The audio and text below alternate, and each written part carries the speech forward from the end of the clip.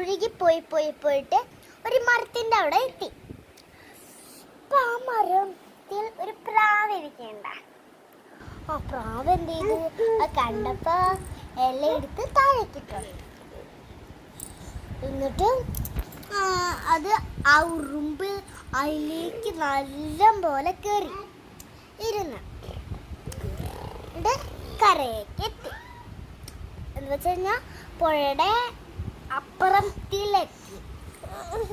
അപ്പം പുല്ലിലേക്ക്. അപ്പോൾ എന്തുണ്ടായി?